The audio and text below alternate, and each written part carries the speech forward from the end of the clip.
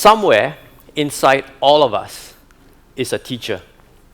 Whether you are reading to a 6-year-old, retraining 60-year-olds, entrepreneurs leading a new startup, managers building a new team, or parents teaching your child about life, somewhere inside each and every one of us is a teacher. Teaching and learning is close to all of our hearts, and it's part of growing up, it's part of being human. But what really is the secret of teaching and learning? What is the art of education? And how has technology transformed the landscape and led to what some might call the 21st century learner and teacher 2.0? You know, about 5 years ago, I stumbled on an unlikely source of inspiration and began an imaginary conversation with an ancient Chinese sage and military general, Sun Tzu. Sometime before 221 BC, Sun Tzu wrote The Art of War. And since then, his strategies and ideas have been used in countless battlefields, management strategy books, and company boardrooms as well. But so far, not in education. And maybe for obvious reasons, right? Sun Tzu speaks about fighting with fire, lies, spies, and chariots. That's hardly relevant to education. But if we peel off the surface and we look at the heart of what Sun Tzu was really speaking about, it really was a close understanding of the human condition and human relationships. And at the heart of education is the human condition and human relationships. You know, Sun Tzu once said that all men can see the tactics whereby I conquer, but what none can see is the strategy out of which victory is evolved. Now, we all know it when we see a great teacher at work. I've seen a 72-year-old teacher command such mastery of her classroom. It was amazing. Never mind that she is almost 12 times her students' age. Somehow, she's managed to channel their boundless energy into something that's meaningful, purposeful, and joyful. She really was like a master conductor at work. But when you break apart each ingredient of a lesson, you can't quite figure out exactly where the magic lies. And it's challenging because teaching and learning is a very complex activity. Nothing goes exactly how you have planned it. So, with so many questions, I returned to ask Sun Tzu. Sun Tzu, what is the art of education? Where's the magic? What's the secret? And he said, if you know yourself and you know your enemies, 100 battles, 100 victories. That's right. What?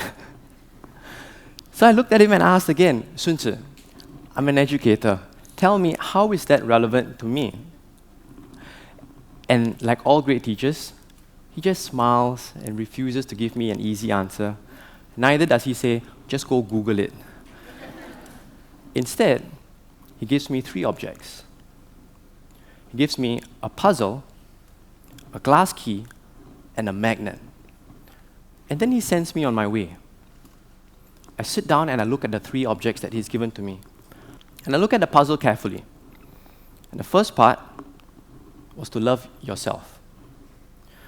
You know, Sun Tzu once said that the ability to secure yourself against defeat lies in your own hands. The bottom line is really that you need to love yourself. It's often been quoted that a good teacher is like a candle. It consumes itself to light the way for others. Doesn't that sound beautiful? It sounds great, doesn't it? It's almost self-sacrificial, almost. But just hang on a minute. Because I believe that education is as much a journey for the educator as it is for the learner. It really is a journey of self-discovery. So managers, parents, educators, if we are to last this journey, we need to take time to renew ourselves, discover our passions.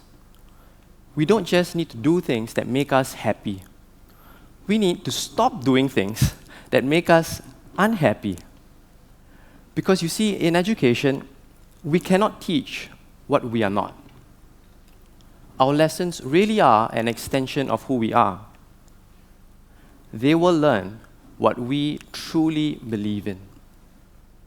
So if we don't know ourselves, it's really difficult to design lessons that are aligned to who we are. And it's difficult to remain passionate because we don't know ourselves. So the question is, how do we then know ourselves better? Reflection. Never underestimate the power of reflection and silence. It keeps us learning more about ourselves and what we are passionate about. It reminds us about what is important and worth fighting for. It filters out the noise and reminds us about the fundamental issues which we hold close to our hearts.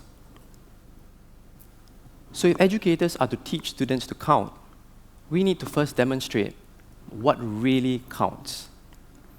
And parents, managers, educators, if you are to care for your learners, you need to first care about yourself. So the first part was really to love yourself. And the second part of the puzzle was to love your students. In 2005, Marcus had just graduated from his teacher education program, and he was all pumped up and excited for class. He was designing awesome lessons, and all his students were laughing and joking and having a great time. They were running around the whole school solving clues, and they all just had a blast, right? All of them loved Marcus's class. All of them but one. You see, young Sasha was sitting at the back of the class, and he was finding it tough. He couldn't solve equations, he couldn't spell, and he did what I think most of us would try and do. He tried to slide off into the shadows and make himself invisible. Marcus noticed this, so he tried to encourage Sasha and tried to get his classmates to push Sasha along as well. But week after week, Sasha was finding it increasingly difficult, and Marcus grew impatient as well. Finally, Marcus decided enough was enough. He needed to call Sasha's parents. So he called Sasha's father, and after the conversation, Marcus was stunned. He found out that Sasha was the live wire of the family. This little child was going home and he was playing pranks on everyone else. He was telling jokes to his aunties and uncles, and yes, he was solving equations too. Later on, Marcus discovered that Sasha probably suffered from selective mutism and dyslexia. So the point really is that sometimes we need to look beyond the surface and look at the child and look at the learner as they come to us, dig a little deeper, find out what their stories are and who they are, let them know that you know them and you see them and you love them. When you start to love yourself and you start to love your students and they see it, they appreciate it, something magical happens. They give you a really special gift, something that's necessary for every good relationship. They give you a glass key of trust. And with this glass key, you now have access to their hearts and their minds. It's a special connection. It's really fragile, and it's a heavy responsibility. Because with this access to their hearts and their minds, what do you teach them? So with this, I return to ask Sun Tzu. Sun Tzu, how do I make the education complete? And Sun Tzu again looked at me and he said, if you know yourself and you know your enemies, 100 battles and 100 victories. But if you know heaven and you know earth, you may make your victory complete. So I stared at him for a while, and I was afraid to ask him another question because then he would give me another puzzle, and TED only gives you 18 minutes, sharp. So I sat down and I thought hard about it, and then it struck me. If you love yourself, you love your students, you need not fear the outcome of 100 lessons. But if they learn to love themselves and truly believe that they can make a difference, then their education would be complete. So the third part of the puzzle was working with them to help them love themselves. You know, Maya Angelou once said that you alone are enough. Think about how many children, how many of your learners can say that about themselves.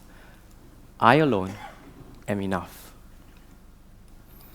Many of our learners and children spend a long time in school, after which there are supplementary classes, tuition classes, co-curricular activities, sports and games. And they're running around and they're so busy.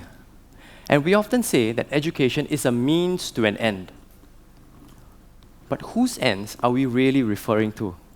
Are they the children and the learners? Or are they ours? The parents, teachers, societies? And you know, sometimes I wonder, why can't education also be an end in itself? Something that's meaningful and joyful on its own. You know, a teacher once asked her class what they wanted to be when they grew up. And all the hands shot up. Some said they wanted to be doctors, lawyers, businessmen. Of course, no one said teacher, right? But that's okay, you know, they'll come around. So, at the side of the class, little Jim shoots up his hand and he says, I know what I want to be when I grow up. I want to be honest. And the whole class roars with laughter. And Jim is embarrassed, he slinks back into his seat, and the teacher says, that's a really unique answer. Why do you say that?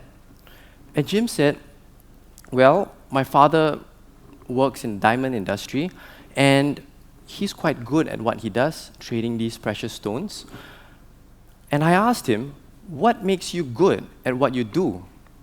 And he replied, I'm honest. People trust me, they want to work with me. So that day, I knew what I wanted to be when I grew up. I wanted to just be honest. You see, the beautiful thing was that after Jim responded, there was still a quarter of the class left who had yet to respond. Now, they didn't give professions. They started giving values. Some wanted to be courageous, some wanted to be trustworthy. There is something simple and beautiful about the perspective of a child. We need to teach them and help them protect their dreams, especially from people like us.